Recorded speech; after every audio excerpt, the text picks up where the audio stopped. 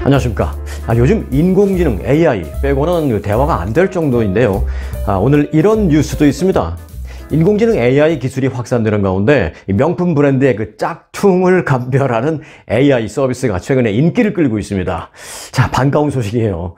경제매체 비즈니스 인사이더에 따르면 최근 온라인 명품 중고 시장에서 인공지능 기반으로 한 진품 인증기 엔트로피라는 인증기가 주목을 받고 있습니다. 이 진품 인증기는요, AI를 활용해서 핸드백이나 무슨 신발, 지갑 등이 고가의 브랜드를 인증해서 고객들의 구매를 도와줍니다. 그러니까 살 때 확신을 갖고 살 수 있게 만들어준다는 것이죠. 자, 이 회사는 2012년에 설립이 됐지만 AI가 큰 인기를 끌면서 최근 인지도가 크게 높아지고 있습니다. 특히 지난 10월에 새로운 전자상거래 플랫폼 틱톡샵의 그 중고 명품 핸드백 인증, 공식 인증 업체로 선정이 되면서 더 관심을 끌고 있습니다. 자, 이 엔트로피라는 기계는요, AI와 그 현미경을 결합해서 명품의 진위를 평가할 수 있는 독특한 솔루션을 제공합니다. 자신의 휴대전화를 엔트로피의 전용 장치에 끼운 후에 제품 사진을 찍으면 이 기기가 AI 알고리즘을 사용해서 수백만 장의 실제 재고 사진 그 데이터베이스와 비교를 하면서 진품인지 짝퉁인지 구별을 해준다는 것이죠. 이 전용 장치에는 현미경 렌즈가 있어서 그 휴대전화 카메라를 확대해서 제품의 디자인과 소재 등과 같은 그 특징에 아주 세밀한 사진을 찍을 수 있게 됩니다. 쉽게 말하면 그냥 내가 휴대폰 하나 갖고 가서 이 명품을 사려고 하는데 이게 5,000불, 10,000불 되는 뭐 그런 건데 이게 진짜인지 아닌지, 물론 인증받은 정통 샵에 가서 하면은 뭐 그런 걱정 안 해도 되지만 또 일부 그런 걱정을 해야 하는 그런 장소도 있습니다. 휴대폰을 가지고 가서 그 인트로피라는 기계가 있으면 이 기계를 휴대폰에 탁 장착을 하면 이렇게 사진을 딱 찍으면 이 휴대폰에 연결되어 있는 카메라가 이 인트로피 사진을 찍어줍니다. 그러면 인트로피에는 현미경이 달려 있어요. 그래서 현미경이 달린 그 아주 무슨 뭐 우리가 무슨 바이러스나 이런 걸 현미경으로 들여다보듯이 정확하게 이 제품의 재질을 사진을 찍고, 그리고 진품의 사진이 수백 수천 장의 데이터베이스를 갖고 있으니까 매치를 하는 거죠. 매치가 딱 되면 패스하면 진품 이렇게 되는 겁니다. 제품이 진품인지 짝퉁인지를 감별하는데 그럼 걸리는 시간은 얼마일까요? 딱 사진을 찍고 난 다음에 불과 2, 3분이면 된다고 합니다. 찍어놓고 2, 3분 동안 잠깐 매장 둘러보고 있으면 결과가 탁 나온다라는 것입니다. 뭐 다음날 오세요 이런 거 없어요. 네. 이 회사 측은 정확도가 99.1%에 달한다라고 밝혔습니다. 제품이 진품으로 판정되면 이 회사는 소매업체가 표시할 수 있는 공식 인증서를 발급한다라고 밝혔습니다. 그러니까 우리 회사가 이 엔트로피를 이용해서 진품인 걸 확실하게 인증합니다. 뭐 이런 것까지도 준다는 거죠. 다만 그 엔트로피라는 이 기계는요, 뭐 버버리랄까, 뭐 구찌, 아니면 루이비통 등 이런 그 소위 말하는 우리가 흔히 말하는 고가 명품 브랜드의 제품만을 인증할 수 있다라고 회사 측은 밝혔습니다. 왜 꼭 고가여야만 돼? 다른 것도 좀 하면 안 돼? 할 수 있지만 그 이유는 아시다시피 짝퉁은요, 이 고가 명품 브랜드를 상대로 가장 많이 만들어지기 때문에 이 회사는 그렇게 데이터베이스를 만들었다고 설명했습니다. 예를 들어서 뭐 200불, 300불짜리인데 뭐 이것까지 가짜 짝퉁으로 만들 수 있나요? 네. 하지만 그것까지 다 하기엔 너무 방대하니까 흔히 우리가 말하는 뭐 구찌라든지 버버리, 루이비통 이런 뭐 에르메스 이런 거는 그 진품, 명품 구별이 가능하다라는 것입니다. 그 기억하시나요? 한국의 그 텔레비전 프로그램 중에서 진품 명품이라고 해서 이제 비슷한 컨셉으로 그 진품을 전문가들이 나와서 감별해주는 그런 프로가 있는데요. 이제는 그 진품 명품도 사람이 아니라 인공지능이 하는 그런 시대가 됐으니까 그 감별하는 그 전문가들, 그들의 일자리도 이제는 인공지능에게 빼앗기게 되는 그런 수순인 것 같다라는 생각이 듭니다. 하지만 뭐 뛰는 뭐 위에 나는 뭐 있다고 인공지능의 그 진품 감별 능력을 넘어서는 그런 짝퉁이 또 나오는 게 아닌가라는 그런 걱정도 사실은 저는 완전히 씻을 수는 없어요. 그 인트로피의 기능을 다 파악한 후에 그 인트로피도 속아 넘어갈 수밖에 없는 어떤 그런 새로운 뭐 기술로 짝퉁을 만든다든지 이런 거, 또는 혹시 압니까? 그 인트로피라는 그 기계 자체가 짝퉁 기계가 나올지 모르겠습니다. 이게 참 짝퉁 세상에 살고 있는 이런 세상에서 걱정을 빼놓을 수 없는 그러한 현실임은 분명합니다. 자, 뭐 그렇게까지는 가지 않으리라고 생각되고 제가 이거 너무 기우를 하고 있다. 과도한 필요 없는 걱정을 하고 있다. 이제 이렇게 하고 이제 넘기겠습니다. 그런데 인공지능이 이 가짜 명품은 이제 가려낼 수 있는 그런 모양인데요. 저 개인적인 바람은요, 이 가짜 뉴스를 가려내는 인공지능이 빨리 좀 나왔으면 좋겠다라는 생각입니다. 자, 미국의 그 대통령 선거, 또 한국의 총선 등 내년에는요, 전 세계 47개 나라에서 선거가 치루어지는 그런 해입니다. 이 새해를 목전에 두고 가짜 뉴스와의 전쟁이 지금 현실로 닥치고 있는 것입니다. 자, 가짜 영상, 가짜 음성 파일 등등을 단 몇 초 만에 만들어내는 AI 딥페이크 기술이 한창 정교해지면서 이 선거를 앞두고 여론을 선동, 조작하는 그 허위 정보가 판을 칠 것이다라는 경고가 나오고 있습니다. 이 명백한 가짜는 물론이고요. 사실과 또는 어떤 이렇게 누가 주장하는 것들, 뭐 그 어떤 주장을 하는 것들은 사실이라고 말할 수도 좀 애매하고, 그렇다고 뭐 거짓말이라고 좀 애매하고 그러잖아요. 나는 이렇게 생각하고 이렇게 주장합니다라고 얘기하는데, 그 주장합니다라는 그 말이 몇 바퀴 돌고 나면 마치 사실인 것처럼 돼버리는 경우도 있어요. 그래서 이제 전문가들이 걱정하는 게, 사실과 어떤 주장의 그 경계가 좀 모호한 그런 선동 그런 데에도 이 딥페이크가 동원이 되면 이 민주주의의 설 자리가 더욱 위태로워질 수 있다는 우려를 제기하고 있습니다. 미국의 각 언론들은요, 이제 내년에 있을 대통령 선거에 그 딥페이크가 본격적으로 동원될 것이라고 보고, 내년 선거가 이 AI 기술, 그리고 딥페이크, 가짜뉴스를 만드는 기술 등등이 본격적으로 동원이 되는 역사상 최초의 선거가 바로 내년 미국의 대선이 될 것이다 라고 그렇게 보고 있습니다. 하지만 이를 제어할 어떤 안전장치가 지금 사실 거의 없고요. 또 정부 차원의 규제 법안도 아직은 많이 미진한 탓에 이 가짜뉴스의 급속한 확산이 이 선거판을 뒤흔들 위험성이 더 커졌다라는 그런 지적입니다. 이 딥페이크가 선거와 정치판을 뒤흔드는 사례는 그런데 뭐 지금 얼핏 생각해도 그런 사례는 널렸습니다. 자, 양측 진영이 치열하게 대립하고 또 선거 전에 박빙의 경쟁을 치르면서 치열하면 할수록 이 딥페이크의 활용은 더 많아진다라고 합니다. 미국 공화당 전국위원회가요, 한 예인데 이거 지난 5월 30일 30초짜리 그 선거 광고를 만들었어요. 그래서 공개를 실제로 했는데, 이런 공개를 하면서 여러 가지 영상을 광고했는데요. 사실상 모두 만들어진 가짜 영상, 가짜 뉴스, 가짜 음성 파일 등이었습니다. 자, 예를 들면 이런 겁니다. 실제로 이제 공개가 된 거예요. 중무장한 채 샌프란시스코 거리를 순찰하고 있는 미군들의 모습도 있었습니다. 가짜였습니다. 또 남북 국경지대를 누군가가 사진을 찍었다라고 하는데, 그 남북 국경지대, 뭐 텍사스나 이런 미국 쪽에서 봤을 때 그 남북 국경 지역 미국 지대를 완전히 점령해버린 그런 불법 이민자들의 빼곡한 모습 사진도 있었습니다. 이 역시 가짜. 만들어진 거죠. 또 대만을 폭격한 중국 전투기의 영상도 있었는데요. 이건 역시 심각한 가짜. 이 공화당이 광고에 사용한 모두 이 가짜 영상, 가짜 사진들이었습니다. 사실 이는 그 바이든 행정부에서 일어나는 지금 각종 어떤 난감한 상황을 극적으로 확대해서 영상화한 것인데, 어찌 보면 좀 과장된 영상이다, 과장된 사진이다라고 해명할 수도 있겠지만, 엄밀히 말하면 또 이것도 그 경계선에서 왔다 갔다 하는 분명히 가짜인 것만은 사실이죠. AI가 모두 만든 그런 가짜 이미지였습니다. 지난 9월에 총선을 치른 슬로바키아로 가볼까요? 거기에서는요, 그 친미 성향 대표의 한 그 음성 파일이 공개되었습니다. 그 파일에서 그 친미 성향의 그 후보가 한 말은, 우리 당이 선거에서 이기려면 그 소외계층인 로마족에게 돈을 줘야 합니다 라는 그런 내용이 들어있었습니다.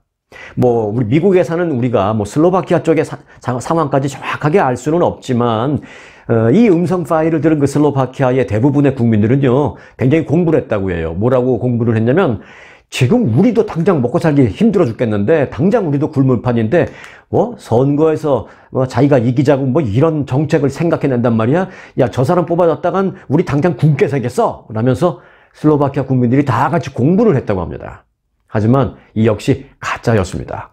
당사자들은 즉각 반발을 했습니다만은 투표를 이틀 전에 남겨놓고 막바지에 나온 터라 어떻게 뭐 손을 써볼 수도 없이 선거에 영향을 바로 미쳐버려서 결국은 친러시아 성향의 후보가 승리를 했다라는 그런 소식입니다. 뭐 이것 때문에 승리했다라고 뭐 법원에서 판결 내린 건 아니지만 슬로바키아에서 이제 그런 얘기가 많이 있다라는 거예요. 인공지능이 가짜 명품만 감별할 게 아니라 내년부터는 가짜 뉴스도 감별하는 그런 기술이 좀 서둘러 나와야 하겠다라는 생각, 이 때문에 더더욱이 하게 된다라는 말씀을 드리겠습니다. 자, 인공지능 관련 가짜 아닌 진짜 뉴스 한 가지 전해드리겠습니다. 하지만 인공지능 관련인 건 맞습니다. 인공지능이 인간 근로자를 대체할 것이다 라는 우려가 점차 현실화되고 있습니다. 구글이 AI 기술 도입 이후에 광고 조직에 대한 대대적인 구조조정을 검토하고 있다는 사실 이미 저도 보도해 드린 바 있죠. 그런데 이제 IT 전문 매체 The Information이라는 매거진에 따르면 구글은 무려 3만 명에 달하는 광고 판매 부문에서 일하는 근로자에 대한 대규모 해고를 지금 검토 중에 있다고 합니다. 이 개편안에 전격적인 당장 해고가 포함되는지 또는 뭐 6개월, 1년에 걸쳐서 하는 해고가 포함되는지 구체적인 내용까지는 알려지지 않았습니다. 그런데 이제 만약 대규모 해고까지 실제로 당장 이루어진다면 구글은 1년 만에 정리 해고를 모두 하게 되는 것입니다. 1년 전에도 한번 대규모 해고가 있었어요. 그러니까 1년 만에 또 한 번 대규모 해고를 하는 것이죠. 지난 1월에 있었는데요. 뭐 1년도 안 됐네요. 그러고 보니까 지난 1월에 구글은 모 회사인 그 알파벳 산하 자회사 그 전 부문에 걸쳐서 전 직원의 약 6%인 12,000명을 그때 해고한다라고 발표한 바 있었습니다. 그런데 이번에는 또 3만 명의 해고를 검토하는 것이죠. 구글의 이번 그 구조조정 검토는 AI 기술을 광고 부문에 도입하면서 그 인력 수요에 변화가 생긴 데에 따른 것입니다. 최근 수년 사이에 그 검색 엔진과 유튜브 등 이 광고에 생성 AI 기술을 도입을 하고 있는데 유튜브도 마찬가지, 구글도 마찬가지. 뭐 유튜브는 구글 거잖아요. 그렇게 AI 기술을 도입하고 있는데 예전만큼 많은 직원이 필요하지 않다라는 게 유튜브 그리고 모 회사인 구글의 모 회사인 알파벳이라는 회사의 공통적인 분석, 공통적인 판단이라고 합니다. 자, 저희도 이렇게 유튜브 만들어서 영상을 올리면 유튜브가 자체적으로 심의를 막 해서 부적합한 어떤 용어가 없는지 뭐 이런 거를 막 심의를 해서 오케이, 뭐 적합하다, 안 적합하다 이런 거를 바로 몇 분 안에 올려줘 줍니다. 그런데 이제 그게 불과 20분, 30분, 뭐 40분짜리 영상도 불과 몇 분이면 다 심의가 끝나서 바로 올려줘요. 근데 그걸 사람이 하겠어요? 사람이 어떻게 하겠어요? 제가 올리는 영상도 30분인데 사람이 그걸 앉아갖고 한다면 30분 이상, 무조건 30분 이상 돼야 될 거 아니에요. 검색하려면. 물론 빠른 패스트포워드로 돌리시겠지만 뭐 그건 심의도 아닐 터이니. 그렇지만 불과 3, 4분 만에 그 결론이 나오는 건 뭐예요? AI가 확 돌려보는 것이죠. 그러니까 이제 유튜브도 사람이 필요 없다라는 거예요. 구글도 마찬가지. 그래서 대대적인 이렇게 해고가 전격적으로 이루어지고 있는 그런 상황인 것 같습니다. 해고 소식 하나 더 전해드릴까요? 야, 이 얘기 들으면 조금 가슴이 좀 참담해지는 그런 마음도 있습니다. 제가 어제 전해드렸죠. 캘리포니아에 새해가 되면 바뀌는 법안을 말씀드렸는데 그 법안 가운데 이게 하나 있었던 걸 기억하시는지 모르겠습니다. 새해가 되면 캘리포니아는 4월 1일부터 60개 이상의 매장을 갖고 있는 대형 프랜차이즈 업체가 그 업체의 직원들의 최저 시급을 시간당 $20 미니멈 이상으로 올려야 한다. 이제 이런 게 있다라는 말씀 드렸는데 그것 때문에 지금 대규모 해고가 있을 모양입니다. 캘리포니아의 피자헛이요. 내년 프랜차이즈 근로자의 최저 시급 $20 인상을 앞두고 그 회사의 배달 인력 1,200명 전원을 해고했습니다. 뿐만 아니라 또 다른 피자 운영업체인 서던 캘리포니아 피자라는 회사도요. 배달 기사를 모두 해고한다라고 밝혔습니다. 이 새해부터 시작되는 말씀드렸던 그 대형 프랜차이즈 직원에 대한 시간당 임금 $20로의 인상을 앞두고 아예 미리 올해 말에 대규모 해고를 해버린 것입니다. 자, 우선 이번 그 피자헛의 해고 결정은 LA를 비롯해서 세크라멘토, 팜스프링스는 물론 이 다른 지역의 피자헛 매장에도 큰 영향을 미칠 것으로 보입니다.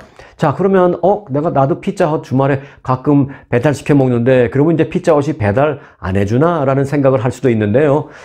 배달을 안 해주는 건 아니죠. 하지만 이제 제3자 회사에다가 맡길 요량이죠. 한국 같은 뭐 거의 다 그렇게 하죠. 한국에서 뭐 아파트 밑에 있는 조그만 영세한 그런 치킨집이라 하더라도 전화하면 다 배달해줘요. 그 치킨집 사장님이 배달 오는 경우도 있지만, 뭐 배달 천국인가? 뭐 있죠. 왜 한국에 뭐 배달의 민족? 뭐 이런 배달 전문을 하는 회사. 거기다 다 연계해서 그들이 해주는 시스템이 한국 잘 되어 있는데, 미국도 이제 아예 그렇게 해버리자라고 결정을 내리는 것이죠. 대형 프랜차이즈 업체들이.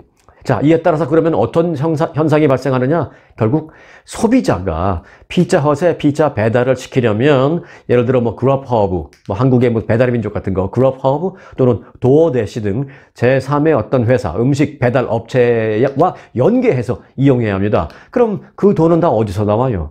피자헛이 대줄까요? 아닙니다. 결국은 소비자가 내야 되겠죠. 그래서 일각에서는 소비자들의 배달료 부담이 커질 수 있다라는 지적이 제기됐습니다. 뭐 배달료 부담이라기보다는 결국 피자헛에서 직접 배달을 하면은 배달료를 뭐 1불, 2불 애드만 하면 될 것을 피자헛이 제3자 회사에다가 연결을 하면은 1불, 2불 갖고 안 되니까 2불, 3불, 3불, 4불 더 많은 돈의 배달료가 부과될 수도 있다는 것이죠. 결국 소비자에게 부과된다라는 얘기입니다.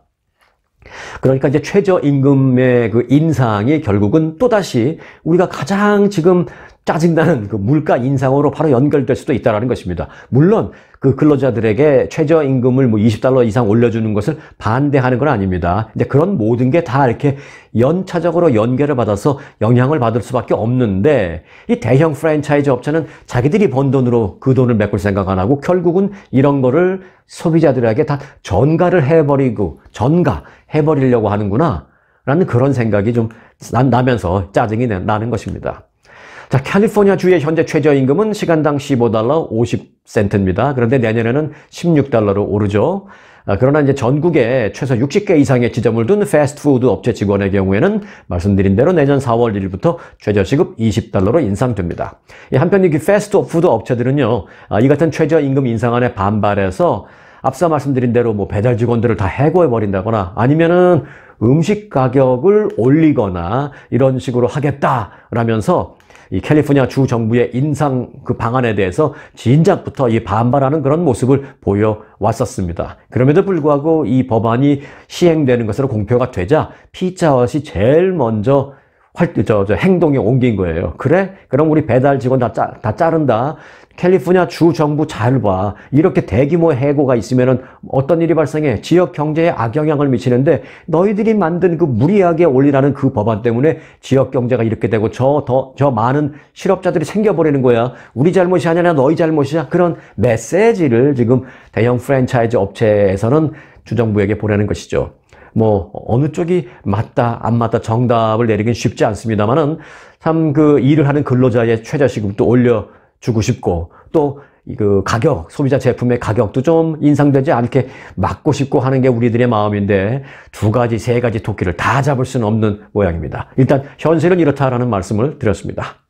자, 애플이요, 판매 중단 명령이 내려진 애플워치를 일단 다시 판매할 수 있게 됐습니다.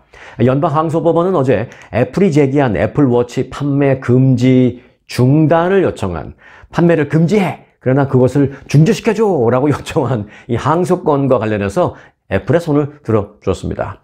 애플이 판매 금지 조치에 항소한 지 하루 만에 빠르게 나온 결정입니다.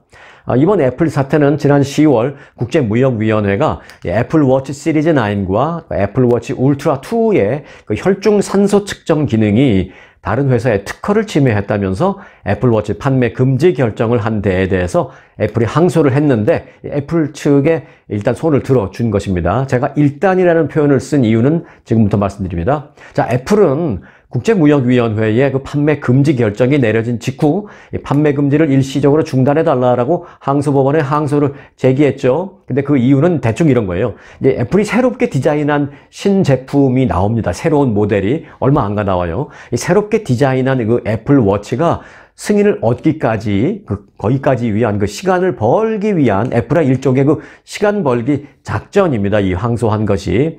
이에 대해서 그 항소법원이 애플의 손을 일단 들어줌에 따라서 애플워치의 판매는 지금 일단 재개됐는데 애플도 사실 그 지금 문제가 된 그 모델을 계속해서 팔 생각은 어차피 없습니다. 그 애플의 계획은 앞으로 한 달 안에 그 신형 애플 스마트워치가 나오니까 그때까지만 그 문제가 되고 있는 구 모델의 판매를 일단 지속할 수 있도록 시간을 벌어본 후에 그리고 나서 새로운 구형 판매로 돌아가겠다라는 그런 심사입니다. 이게 일단은 애플의 계획대로 된 것이죠.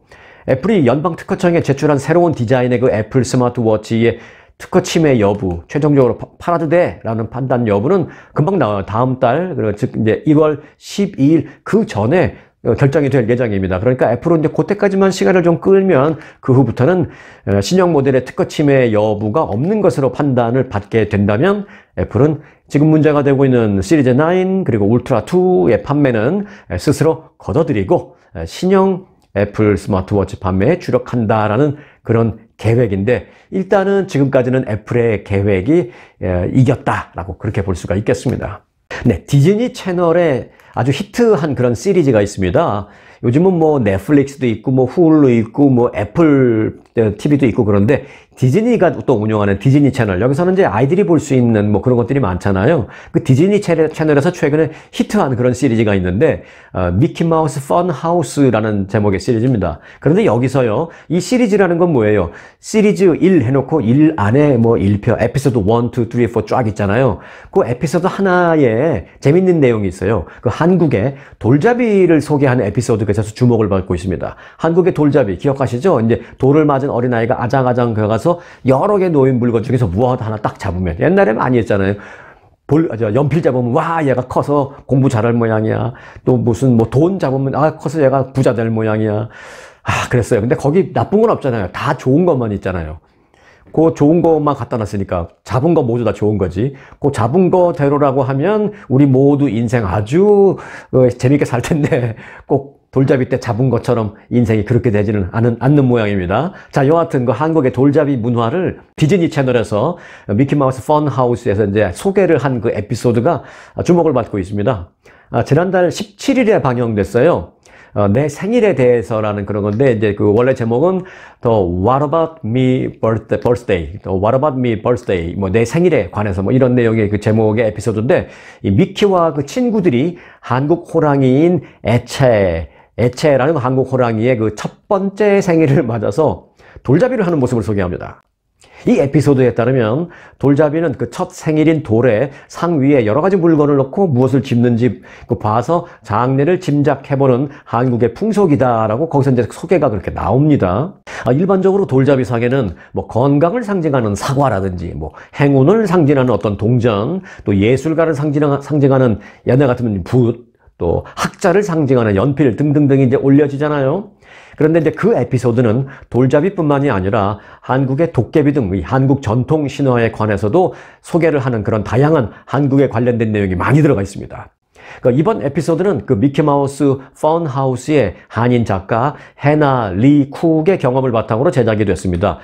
요즘은 이런 미국의 유명한 드라마나 어떤 TV 프로그램의 작가들에도 한국 분들이 많아요. 이분이 뭐 라스트 네임은 뭐 남편분의 성을 따라서 그런지 쿡이지만 분명한 1.5cm, 2cm 한인이죠. 해나 리라는 분입니다. 지금은 해나 리 쿡.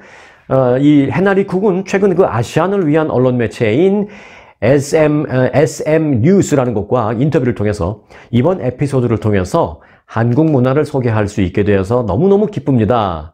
더 나아가 아이들에 대한 문화 또 인정적인 인식을 확대시켜 줄 수 있는 그런 기회가 돼서 좋습니다 라면서 이 다양한 문화에 대한 노출은 인종차별과 어떤 증오, 혐오 등을 없앨 수 있는 어렸을 때부터 우리가 해줄 수 있는 가장 좋은 방법으로 생각한다 라고 말했습니다.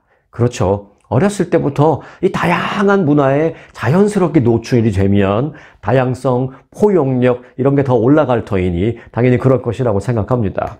혹시 여러분 집안에 어린아이들이 있으시다면 그 디즈니 채널 프로그램 미키마우스 펀하우스에서 최근에 방영된 The What About Me Birthday라는 그 부제목의 에피소드를 찾아서 한번 보여주시기 바랍니다.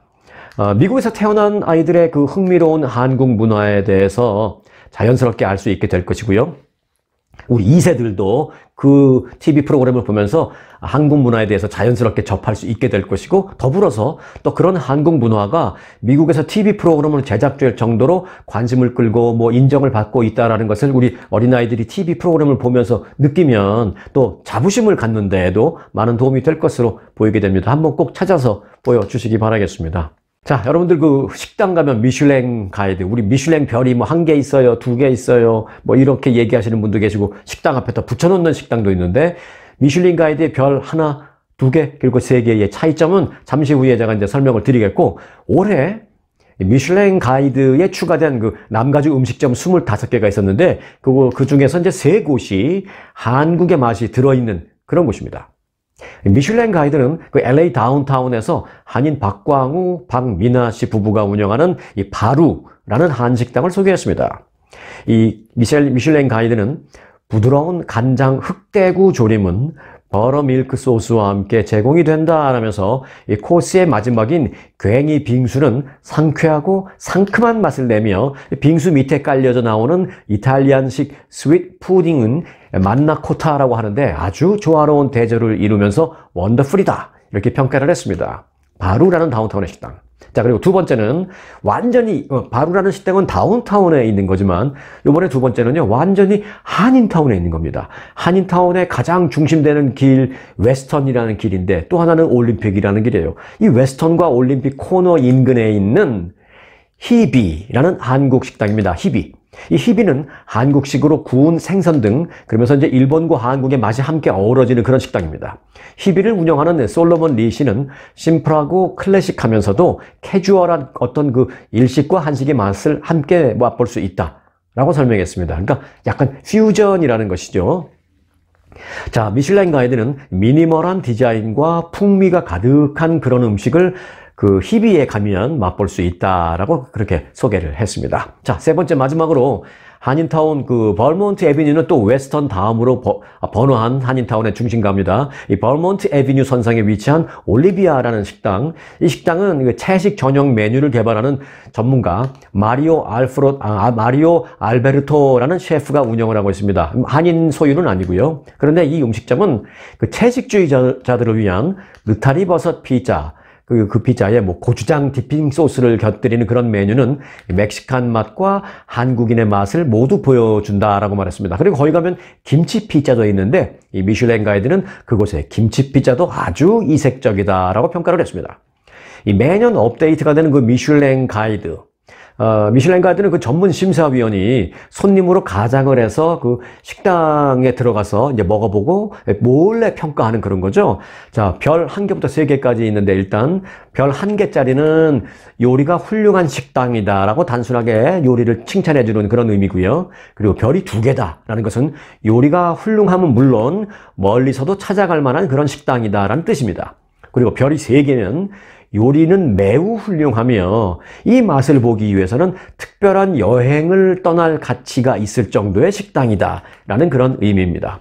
자, 그리고 이제 별 1, 2개, 3개와는 별도로 빕 구르망이라는 그런 카테고리도 있는데요. 이것은 그 합리적인 가격의 맛집이다 라는 그런 의미도 있습니다.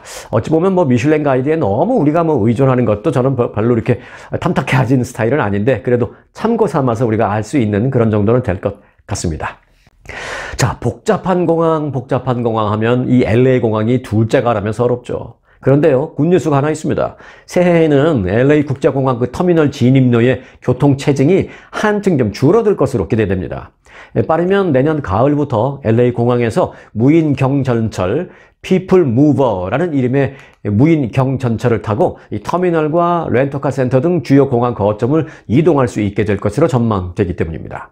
이 LA 공항 공사 측에 따르면 총 20억 달러의 예산이 투입된 LA 공항 무인 경전철 이 People Mover 프로젝트는 당초 내년 7월 1일이 완공 목표였습니다만은 이보다는 한 석 달 정도 늦어진 10월 17일부터 운행이 시작될 것으로 예상됩니다. 이 55억 달러의 예산이 소요되는 LA 공항 현대화 프로그램이 지금 진행되고 있습니다. LA 공항 가보신 분들은 조금씩 변화하는 모습을 느낄 수 있을 거예요. 뭐 갑자기 많이 변한 거는 못 느꼈고 몇 달에 한 번 가면 조금씩 변한 걸 느낄 수 있는데 이게 저희 LA 공항 현대화 프로그램에서 하나씩 단계별로 지금 진행되고 있는 그런 프로젝트의 일환입니다.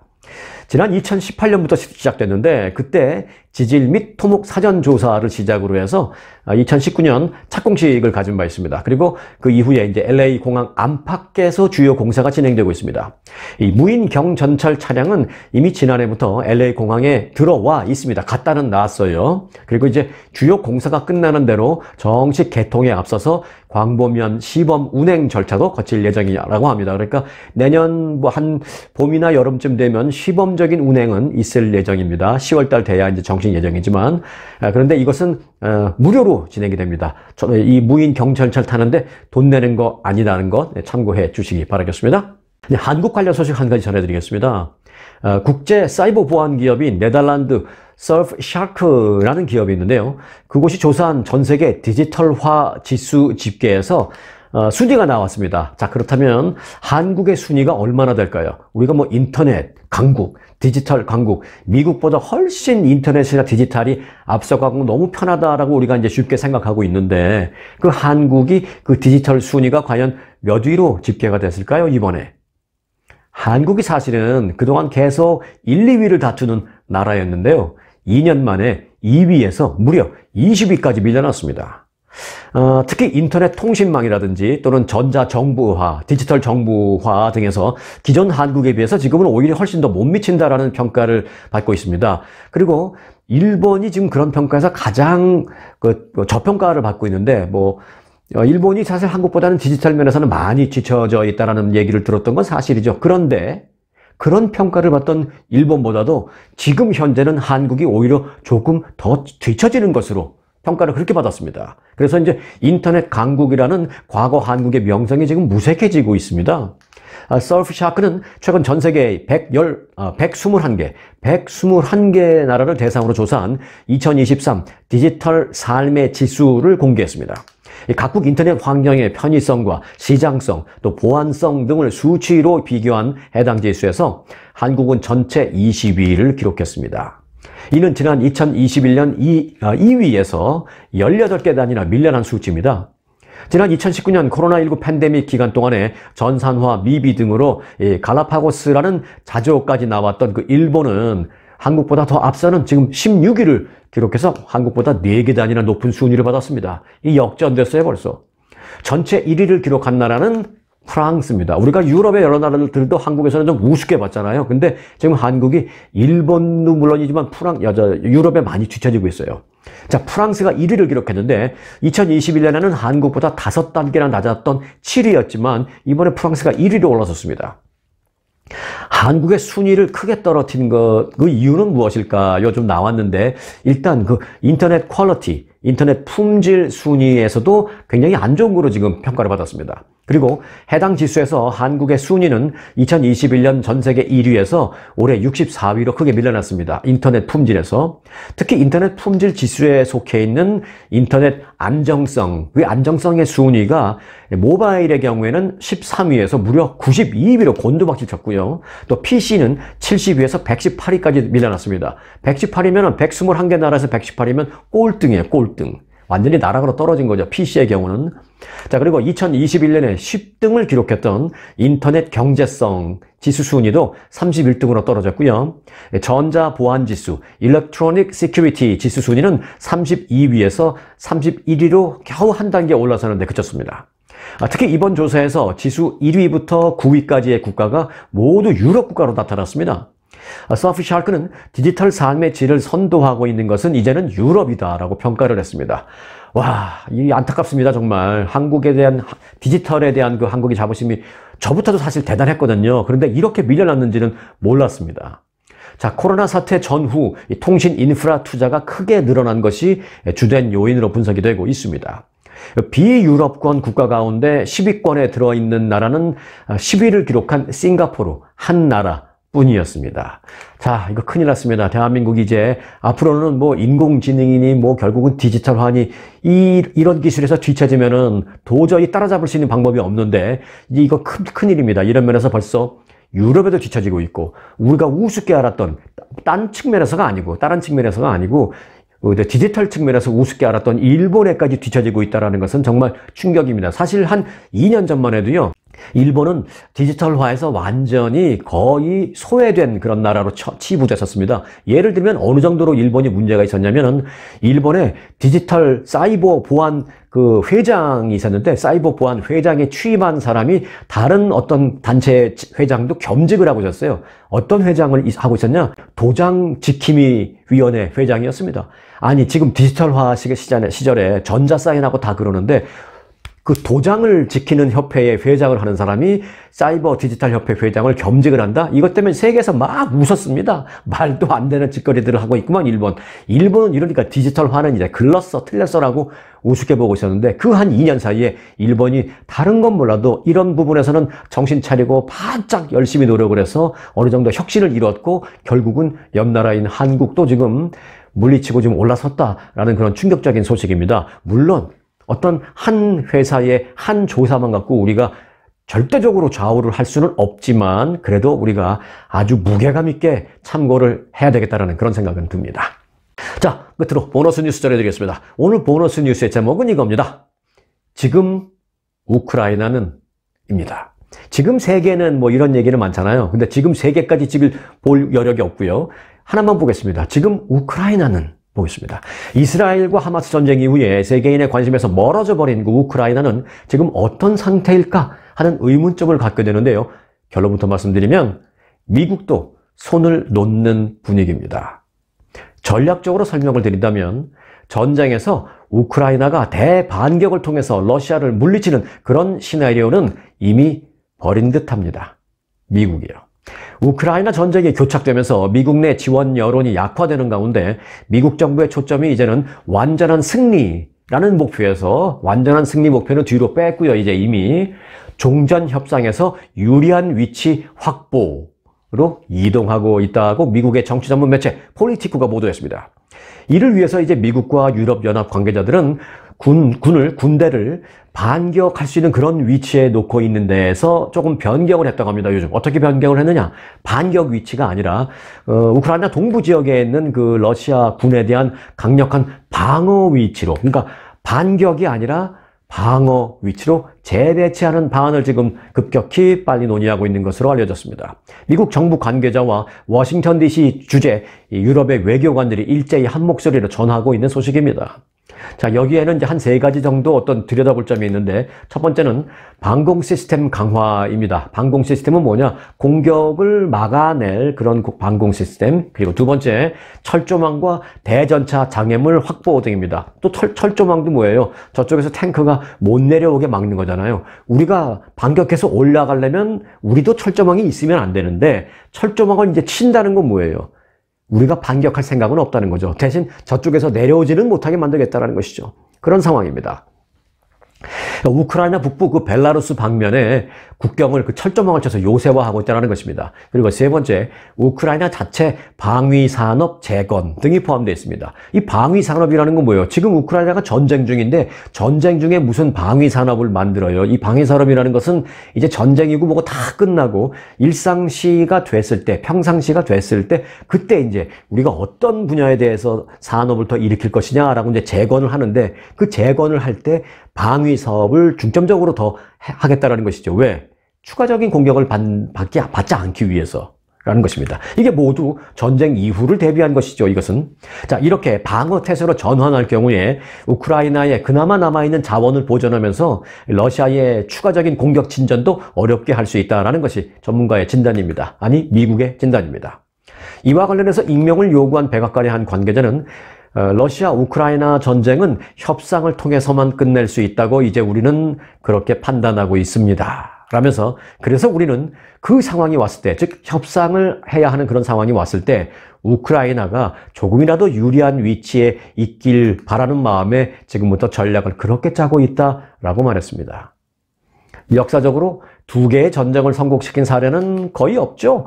그래서 이제 이번에 이제 우크라이나 러시아 그 전쟁이 발생한 후에 이스라엘 하마스 전쟁이 발생하자 그 2개의 전쟁 얘기가 많이 나왔습니다. 그래서 이제 역사적으로 2개의 전쟁을 성공시킨 사례는 거의 없기 때문에 걱정을 많이 했어요. 그런데 이제 그럼에도 불구하고 이제 미국의 일각에서는 이런 생각을 했죠. 그래도 미국인데 라는 생각을 하는 사람들도 많이 있었습니다. 또 하지만 반대로 미국의 다른 일각은 아무리 미국이어도 라고 생각하는 사람들도 많이 있었습니다. 그런데 지금 결론적으로 보니까 그래도 미국인데가 아니라 아무리 미국이어도 라고 생각하는 게 맞을 것 같다라는 느낌입니다. 영토 확장을 위해서 선제 공격을 한 러시아를 물리치고 현대사회에서 이제는 나라의 영토를 늘리기 위해서 군사 공격을 감행한다는 것은 더 이상 통용되지 않는다는 걸 보여주겠다라고 외쳤던 서방세계 이 국제사회입니다만은 현실은 그렇지 않습니다. 이런저런 현실적인 한계에 부딪히면서 사실상 이제 이 전쟁을 끝내고 싶어하는 그런 모양입니다. 미국이 아마 가장 더 그런 마음일 것입니다. 특히 내년 대통령 선거를 앞두고 여론의 열세에 직면해 있는 이 바이든 대통령의 입장을 생각해보면 답은 쉽게 나옵니다. 이 전쟁을 이런 식으로 계속 끌고 가다가는 내년 11월에 미국 사람들이 무슨 생각을 할까요? 뻔합니다. 한마디로 표현한다면 전쟁 피로감을 극도로 느끼고 있을 겁니다. 그때쯤. 그것은 결국 이 바이든 대통령에 대한 그 피로감과 또 무엇 하나 똑부러지게 해결하지 못한다는 어떤 바이든 대통령에 대한 그런 이미지 등이 각인이 되면서 이제 선거 패배로 이어질 수 있기 때문에 이 바이든 대통령의 입장에서도 이제 이쯤에서라도 우크라이나가 그 최악의 조건이 아닌 상황이라면 좀 마무리하고 싶어 할 것은 뻔한 상황입니다. 미국이 그런 입장이라면 힘없는 우크라이나가 할 수 있는 건 사실상 아무것도 없습니다. 자, 새해에 있게 될 어떤 변화를 우리는 이미 지금 보고 있습니다. 자, 오늘 영상은 여기까지입니다. 며칠 안 남은 2023년을 하루하루 알차게 보내시기를 바라면서 스토리가 있는 뉴스, 스토리 뉴스 마칩니다.